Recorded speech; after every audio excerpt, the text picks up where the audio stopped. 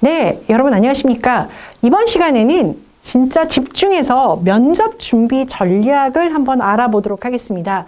이번 시간 그 첫 번째 시간으로 어떤 내용을 함께 볼 거냐면 우리가 면접에서 프로세스 1단계, 제1면접장에서 진행하게 되는 개별 면접에 대한 것을 좀 더 집중적으로 알아보겠습니다. 그래서 개별 면접의 평가 요소, 그리고 주요하게 나왔던 기출문제, 그 기출문제들을 어떤 식으로 답변하면 좋은지에 대한 방법들을 함께 살펴보도록 할게요.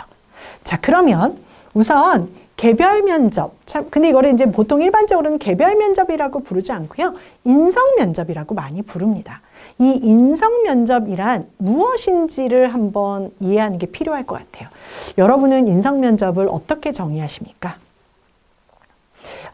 사실은 여기서 되게 중요한 게 인성이란 단어예요.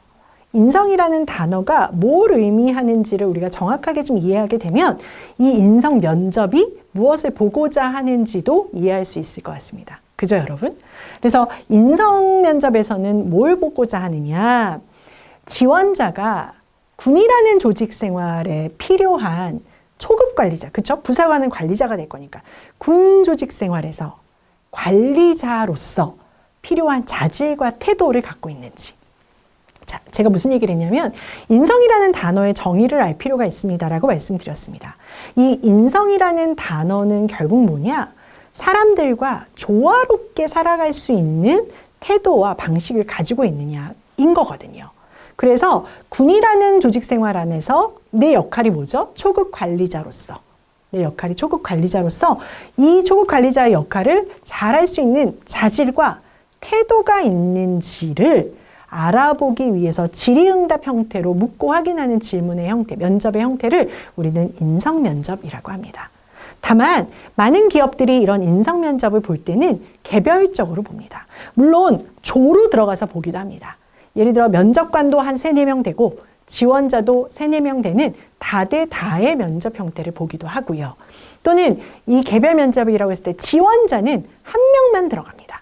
다만 그 지원자를 평가하는 면접관이 한 명일 때는 개인적 편견이 들어갈 수도 있기 때문에 이 지원자 한 명에 면접관은 2, 3명이 앉아 계시는 경우가 조금 더 많습니다. 아마 우리가 부사관 면접을 볼 때도 저는 그렇지 않을까 싶습니다. 지원자 한 명에 면접관 2, 3분. 그렇게 앉아서 이 1번 지원자라고 했을 때 1번 지원자가 군 생활을 하는데 얼마나 관리자로서 필요한 자질, 태도 가지고 있는지를 다양한 질문을 통해서 확인해 보는 거죠.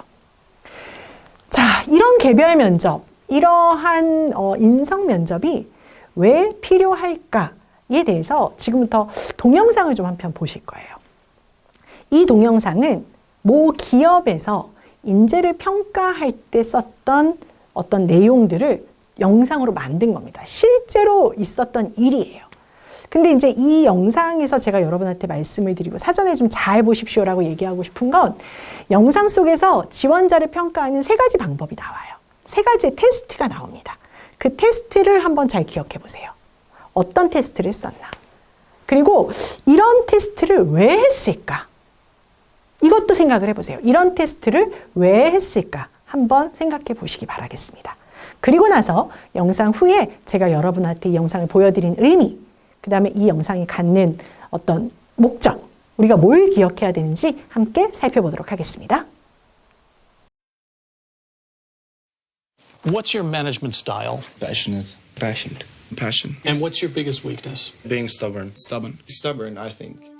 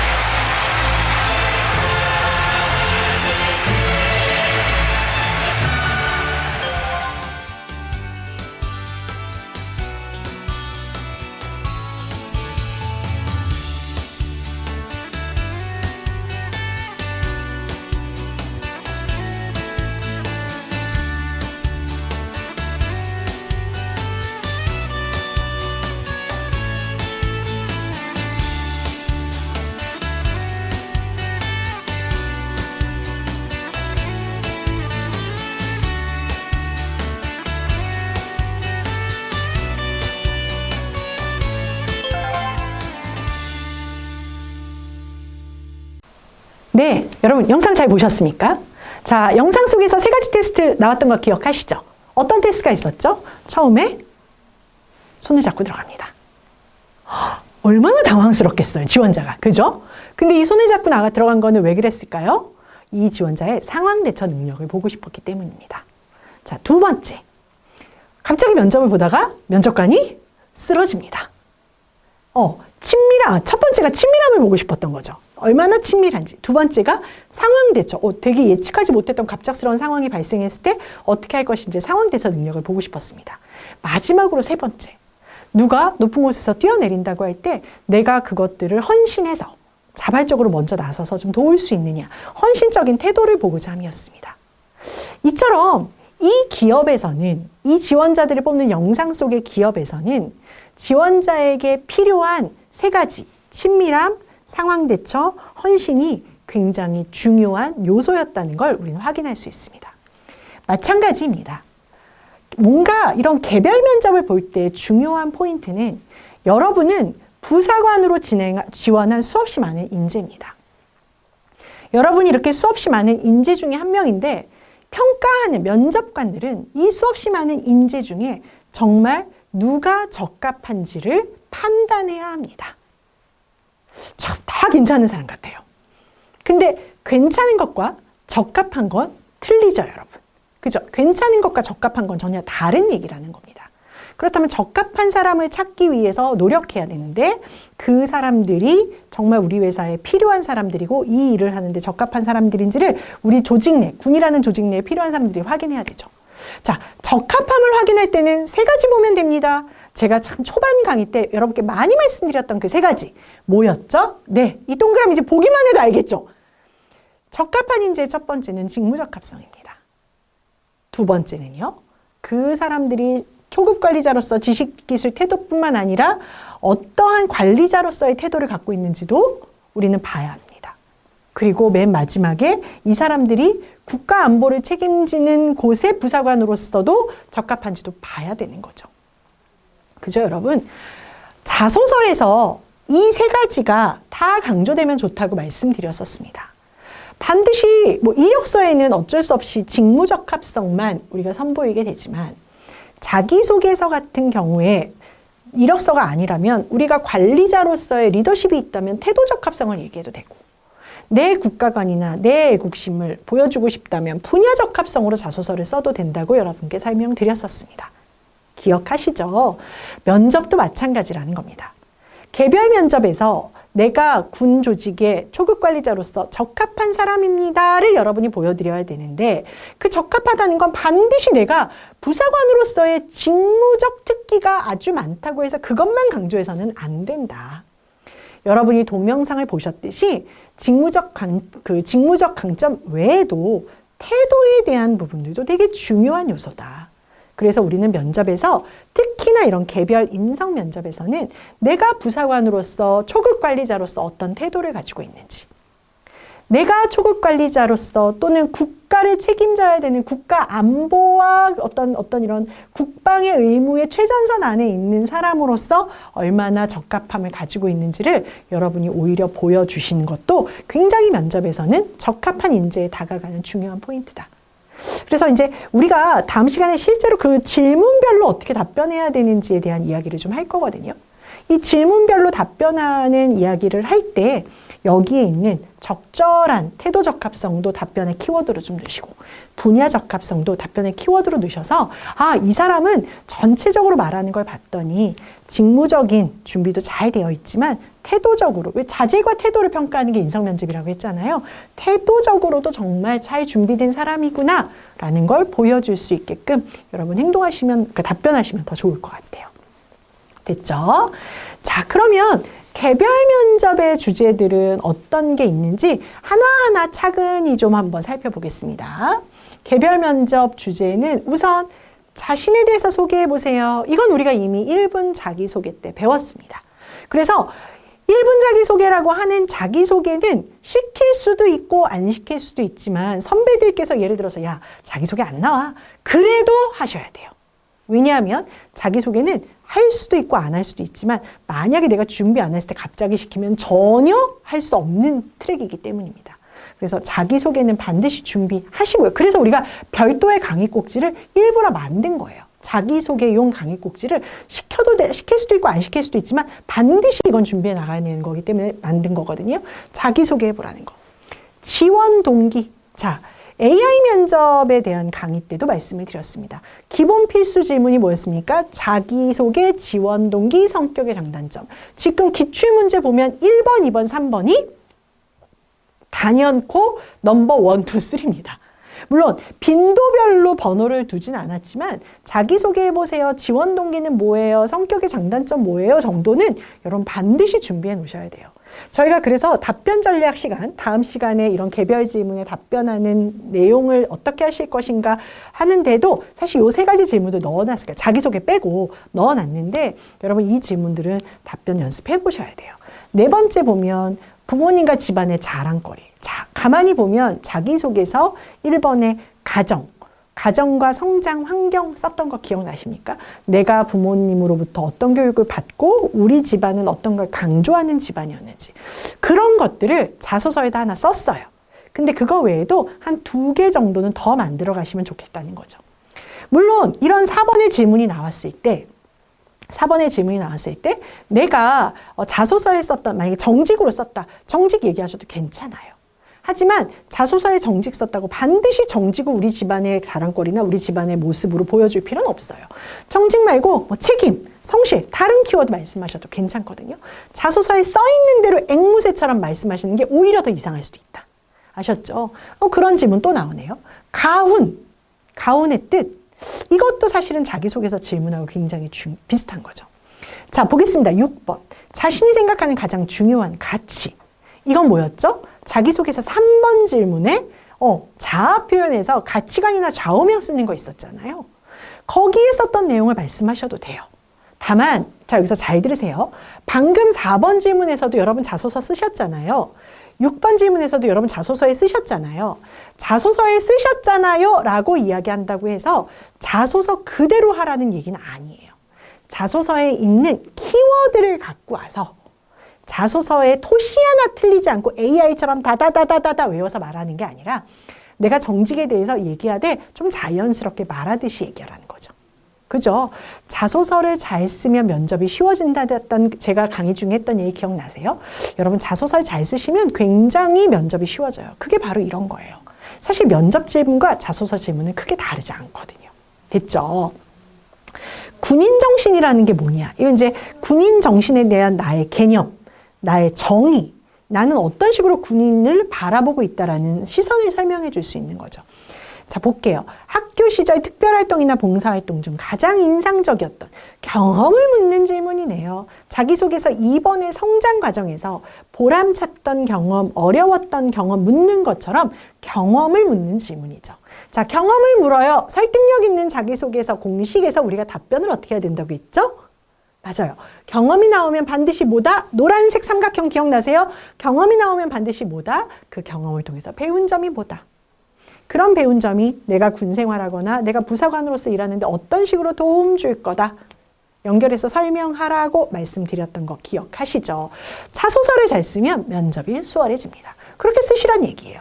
학력과 전문성 중 어느 것을 중요하게 생각하면 그 이유는 뭔지 설명해봐라. 이건 답변 전략, 다음 시간에 답변 전략할 때 제가 한번 설명드릴 거예요. 잘 들어보세요. 그리고 10번, 취미나 특기가 있냐? 11번, 최근에 읽었던 책 중에서 소개하고 싶은 책, 인상 깊었던 책이 있느냐? 이런 것도 한번 답변 방법 알려드릴 거고요. 장래 희망, 수술한 경험, 사고 난 경험, 이거는 우리가 아무래도 체력적으로 극한의 어떤 환경에서도 일을 해야 되기 때문에 굉장히 부사관이나 군에서 역할을 해야 되는 분들을 채용할 때는 이런 것들이 되게 중요하다고 하더라고요. 그래서 이건 일반적인 기업에서 묻지 않는 질문인데 13번 경험 같은 것도 이제 자세히 물은 걸 솔직하게 답하시는 게 되게 중요하겠죠. 14번. 자신의 습관 중에서 고쳐야 될 상황이 있으면 얘기 한번 해봐라. 이거는 어떤 걸까요? 단점을 묻는 거죠. 여러분의 단점이 무엇이냐라는 것들을 좀 바꿔서. 그래서 저는 단점을 물어보는 질문 중에 본인이 만약에 결혼해서 아이를 갖게 돼서 아이가 이렇게 성장할 때 나의 습관 중에, 나의 모습 중에 닮지 않았으면 하는 모습이 있으면 하나만 얘기해봐라. 이렇게도 바꿔 물어봐요. 그게 결국 뭐예요? 나 안 닮았으면 좋겠는 게 뭐죠? 단점이죠. 그죠? 그런 부분들이 우리가 여러 가지의 질문의 형태로 나올 수 있다는 거예요. 지금 1번서부터 총 14번까지 단점에 대해서 우리가 좀 물어봤고요. 이게 바로 성장 과정 또 품성 이런 것과 관련돼서 나오는 인성 면접의 질문이라고 할 수 있겠습니다. 물론 이런 질문 외에도 기출문제 많이 나올 수 있죠. 하지만 저는 굉장히 많이 나오는 질문 위주로 해서 한번 여러분께 소개를 해봤습니다. 개별 면접을 진행하는 방식은 이렇습니다.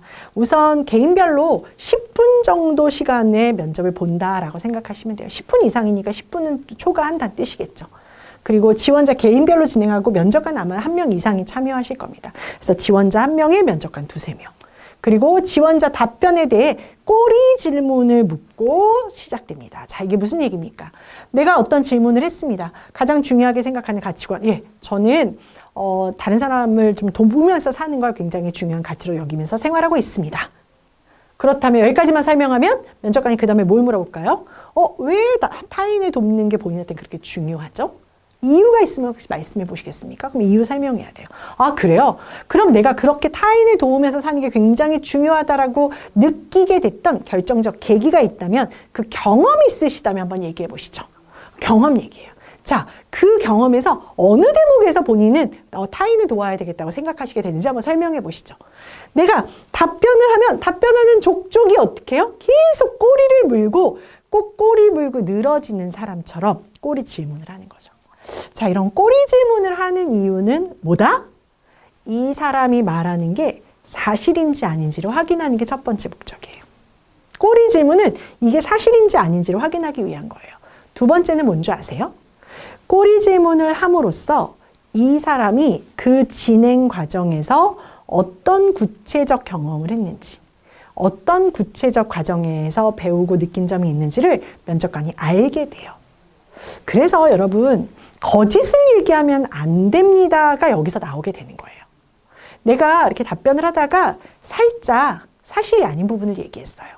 그런데 꼬리 질문을 하면서 계속 확인을 하는 질문이 들어가다 보니까 더 이상 나의 거짓을 어떻게 메꿔야 될지 모르겠어요. 그러다 보면 앞에 말했던 것과 뒤에 말했던 것이 전혀 연결되지 않는 그런 불상사가 생길 수도 있어요. 그래서 이런 꼬리 질문이 나올 때 개별 질문에서는 특히나 거짓보다는 정직하게 이야기하는 게 굉장히 중요합니다라는 말씀을 한 번 더 드립니다. 자, 개별 질문. 그러면 1인당 10분 이상씩 꼬리 질문으로 합니다. 개인의 자질, 부사관으로서의 자질과 태도를 보고자 합니다. 그럼 구체적으로 뭘 평가하고자 하는 걸까요? 사실은 그 사람이 가진 군인으로서의 열정도 한번 보고 싶을 수 있고요. 애국, 그렇죠? 나라를 생각하는 마음도 볼 수 있을 것 같아요. 그래서 실제로 우리가 부사관 면접을 볼 때 인성 면접을 본다. 주요하게 뭘 평가하느냐? 인성 면접에서는 열정, 또 얼마나 적극적인지, 또 얼마나 굉장히 부사관으로서 적합한 성향을 가지고 있는지, 또 전반적인 인상, 그죠? 잘생겨야 된다, 이런 것이 아니라 얼마나 올바르고 바르고 단정한지 이런 것들도 볼 수 있죠. 그 외에 자세나 특이사항들도 볼 수 있어요. 그래서 실제로 구체적인 개별 면접의 평가표를 보게 되면 얼굴 전체적인 느낌, 혈색, 그게 이제 건강을 나타내는 거겠죠. 그 다음에 눈 같은 경우는 아이 컨택 얼마나 잘하는지, 눈이 레이저가 뿜뿜뿜뿜 나올 것까지는 아니지만 지원자의 적극성과 의지 같은 것들이 눈을 굉장히 정확하게 아이 컨택함으로써도 보여줄 수 있죠. 아이 컨택이 여러분 굉장히 중요합니다. 딴 데 보시면 안 돼요. 그래서 정확하게 이거 바라볼 수 있어야 되고, 발음은 또박또박 침착함을 볼 수도 있고요. 그 다음에 말이 빠르거나 말을 더듬으면 초조하고 너무 성급하게 보일 수도 있고요. 그 다음 말투가 좀 약간 충동적이고 딱딱하고 이렇게 하면 반항적으로 보일 수도 있거든요. 다른 사람 말할 때 좀 끼어들면 좀 자기중심적일 수도 있기 때문에 이 말의 속도 같은 것도 되게 중요하고, 여러분 이렇게 하실 때 걸음걸이, 입장하고 이렇게 차렷, 앞으로 나란히 이런 거 할 때도 자세 굉장히 중요한 거죠. 앉는 자세, 퇴장하는 자세 이런 것들도 다 여러분의 하나하나의 평가의 인성 면접에서는 기준이 될 수 있다는 거예요. 그러니까 내가 하나라도 허투루 마투루 그냥 하시면 안 돼요. 면접은 처음에 입장하기 전서부터 나와서까지 계속 집중하는 게 중요해서요. 단기 집중력이 좀 좋으셔야 돼요. 집중해서 면접관의 질문도 끝까지 잘 듣고 이럴 수 있거든요. 내가 굉장히 많이 연습을 했어요. 그래서 난 웬만한 질문은 다 받아치고 답변할 수 있는 준비가 돼 있어요.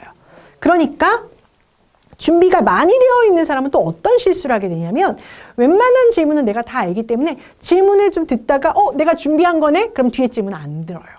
그리고는 얘기해버려요. 근데 그럴 때 면접관이 원래 물었던 끝까지의 질문은 자기가 준비했던 질문과 약간 틀릴 수 있는데 면접관의 질문에 집중하지 않았기 때문에 면접관의 질문과 다른 방향으로 대답할 수 있는 거죠. 예를 들면 이런 거예요. 본인이 부사관이 되기 위해서 준비하고 노력한 경험이 있을 거다. 근데 그 대표적인 경험 하나를 들고 그 경험 속에서 본인은 어떤 것을 준비했는지 한번 말해봐라. 어떤 걸 준비했다고 생각하는지 역량을 말해봐라. 이렇게 질문할 수 있거든요. 근데 내가 평소에 준비했던 것, 본인이 부사관으로서 강점을 가지기 위해서 준비한 경험을 얘기해봐라. 이렇게만 한 거예요.